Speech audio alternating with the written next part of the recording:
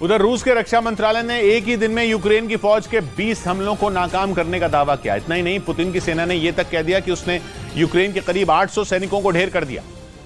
लेकिन अगर रूस के दावे में सच्चाई है तो ये यूक्रेन के लिए किसी बड़े झटके से कम नहीं। रूस के रक्षा मंत्रालय के मुताबिक यूक्रेन की सेना ने रूसी फौज पर कई इलाकों में हमले किए, लेकिन दावा किया गया कि रूस की सेना ने न सिर्फ उन हमलों को नाकाम कर दिया बल्कि यूक्रेन के सैनिकों पर ऐसे हमले किए कि उनकी कमर टूट जाए। रूस ने जोरदार हमलों में यूक्रेन के करीब 800 सैनिकों को मार गिराने का दावा किया।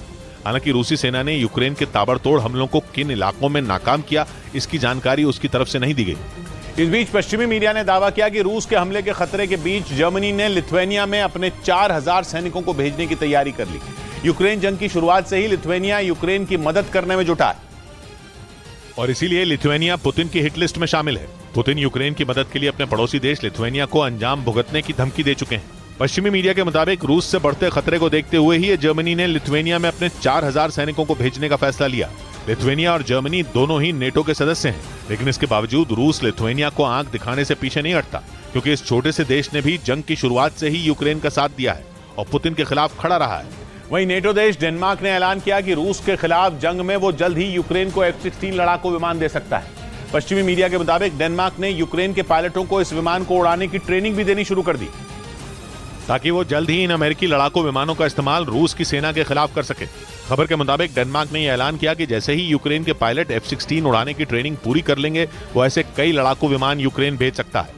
और अगर डेनमार्क ने ऐसा कर दिया तो जंग की बाजी पलट सकती है, क्योंकि ज़ेलेंस्की कई दिनों से अमेरिका से F-16 फाइटर जेट की मांग कर रहे हैं, लेकिन अमेरिका ने इसके लिए हामी नहीं भरी।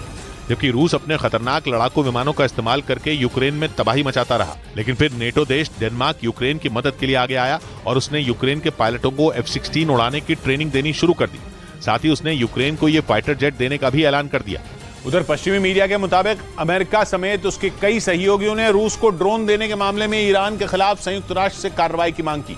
ईरान पर यूक्रेन के खिलाफ लड़ाई में रूस को आत्मघाती ड्रोन देने के आरोप लगते रहे। और इतना ही नहीं, आरोप तो यहां तक लगाया गया कि ईरान ने मॉस्को में शाहिद 136 जैसे कई घातक ड्रोन बनाने का प्लांट लगाने में रूस की मदद की। और इसी को लेकर अमेरिका, ब्रिटेन, फ्रांस और अल्बानिया भड़क गए। इन देशों ने ईरान की इस हरकत को संयुक्त राष्ट्र सुरक्षा परिषद के प्रस्ताव का उल्लंघन बता दिया और ईरान के खिलाफ कार्रवाई की मांग की। हालांकि संयुक्त राष्ट्र में रूस के राजदूत ने अमेरिका और उसके सहयोगियों के लगाए इन आरोपों को झूठा बता दिया। इस बीच यूरेशियन टाइम्स नाम की वेबसाइट ने दावा किया कि पुतिन ने रूस की राजधानी मॉस्को की सुरक्षा में एक नए रेडार सिस्टम को तैनात कर दिया। माना जा रहा है कि यह फैसला उन्होंने रूस पर लगातार होते ड्रोन हमलों की वजह से लिया, जिसके बाद पुतिन ने रूस की राजधानी मॉस्को की सुरक्षा बढ़ाने की तैयारी कर ली। यूरेशियन टाइम्स के मुताबिक रूस ने वहां एक ऐसा रेडार सिस्टम लगा दिया जो 80 किलोमीटर दूर भटकते ड्रोन को भी पकड़ सकता है। ऐसा इसलिए क्योंकि 2 दिन पहले ही मॉस्को से करीब 20 किलोमीटर दूर 2 ड्रोन ढेर किए गए।